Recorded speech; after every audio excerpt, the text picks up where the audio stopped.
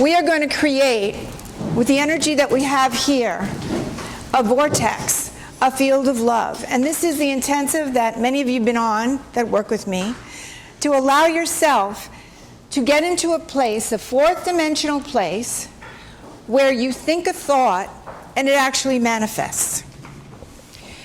We are all living in the third dimension, most of us. And we have our fears and our angers and our doubts and our addictions and all that kind of stuff.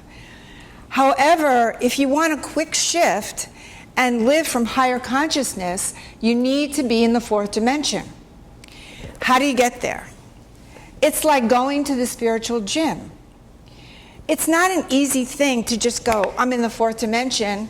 I mean, I'm going to be 70 years old, and I'm still working so that I can get into that vortex every single day. When I wake up, I take a deep breath, I move into my meditation, I'll walk by the Hudson River, and I'll remind myself that I'm a spiritual being having a physical experience. Now, I want you to just get that right now. Close your eyes and just say to yourself, out loud to me, I'm a spiritual being having a physical experience. And see what that feels like. I'm a spiritual being having a physical experience. One more time. I'm a spiritual being having a physical experience. Which then means that when we have our third dimensional fears that come up from the primal part of our brain, the one that we needed to protect ourselves from the dinosaurs when we're in the caves and from hunters and whatever, that means that we go from the limbic part of our brain up to the front part of our brain, the third eye, and we start to live from that consciousness. You cannot be married to fear and love at the same time. Tonight, I want you to decide if you want to divorce from fear and move into love, or you want to stay with fear, a really bad dysfunctional relationship, right? There's so many things that we could be afraid of, so many things, because we have triggers from our childhood. They're in our DNA. They say, be careful, you could go bankrupt, you can fail, you can not succeed ever. You can never have a wonderful, great, impassioned relationship because you've never had that before. That's not true.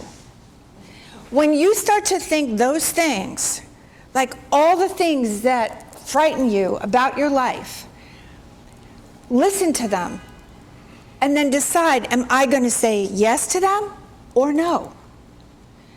If you say no, then your yes is going to take you to a much higher level of consciousness. Now, my work with you, and I am dedicated to help everybody who is in hell emotionally many times in their life, and I've certainly been there, where they're grappling with money or fears, or am I ever going to be successful? Am I ever going to have a relationship? Am I ever going to have a baby? All those kinds of things. To take you into a place where you can actually visualize what you want, move into that consciousness as if it's already happened, and then watch the miracles start to occur. This does not happen when you are emotionally blocked. In my book, Life Shift, which I hope, how many people in this room have Life Shift and read it? Great. But I talk about the four bodies, the physical, the emotional, the mental, and the spiritual.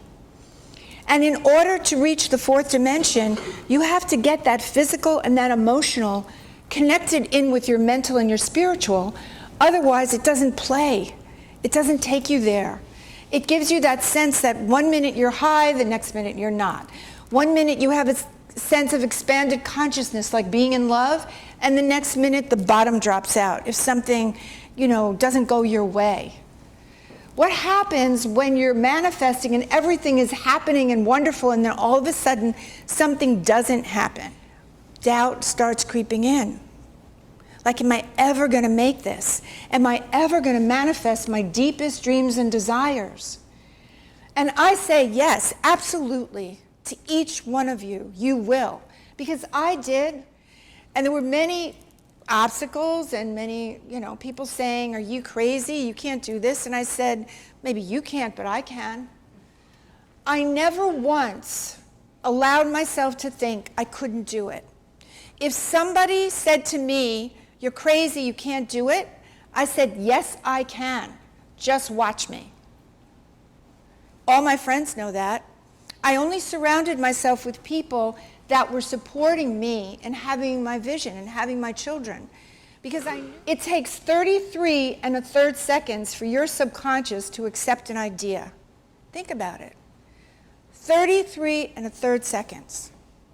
So if somebody says to you, you're never going to lose weight, you're never going to get ahead, you're never going to find a man in New York City that you can date that's, going to marry you, you're never going to make the amount of money you think you can make. If you accept that for 1 nanosecond, it embeds into the subconscious and it becomes real. And then every cell in your body starts to vibrate to the no, I can't, instead of to the yes, I can. So what we have to do, and what I do in my work, is I dig deep into the subconscious, because you're all a holograph. And in that holograph, I can see what happened to you when you were younger that took you off the path. The anesthesia that you're in right now that doesn't make you feel like you're a spiritual being having a physical experience, it makes you feel limited. It makes you feel like you can't, instead of that I can.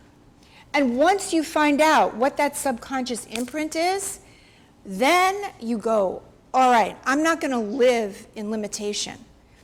I am not going to live with somebody else's information on how I should be or what I can do. I am going to claim it for myself. That's powerful. A friend of mine, Bart Smith, said to me once, what don't you want in your life? Not what do you want, but what don't you want? So close your eyes now, everyone, and just ask yourself that question. The only thing I care about with you is that you're the phoenix rising from the ashes. That's the only thing that matters. No, your evolution in consciousness is the only thing that counts. That's it. Did you get it in this lifetime? Like what you decided to do to come down here, what your destiny was, what your soul said, okay, this is what you're going to do in this lifetime. Did you do it? That's the only thing that's going to count. How much love you loved yourself with. How much did you love other people? How can I love you more? Tell me what I need to do to become a better healer. And the answer was, love yourself more. Because I don't know about you, but a lot of times I love myself like there. But I want you not to be selfish, but to feel like your self-appreciation. If you see life from a filter of gratitude, even if you don't feel well, be grateful. Everybody thinks you're supposed to be perfect. It's not about that. Sometimes we get sick. Sometimes we have big challenges to overcome. Love them. Say, oh my God, what am I going to learn from this? It's not like you reach higher consciousness and you never have a problem again in your life because you're just this super manifester. It's how you deal with what comes to you. And if you keep the faith, trust, and belief and take it into art. Take whatever you're feeling and lift it to art. Lift it to creativity. Lift it to feeling empowered about yourself. And be joyful. Lift it to God, the source. That's where the magic is. That's where you have to let go of the ego. Do you know how hard it is for everybody to receive the divine love, God? It's really hard because most of us don't feel that we deserve it. Let it go. Just open yourself up to that divine love. So I want you to feel that right now because that's really important, and I will transmit that energy. Okay, so close your eyes again. This is the key, because if you can allow yourself to feel this on a cellular level, this is magic.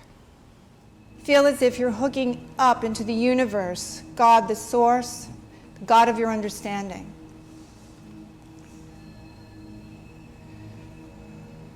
And breathe that in and just allow yourself to receive. That's tremendously important. And if there's any resistance, just let it go. And I'm going to use the drum and channel the healing energy through the drum. And just let that transform your body.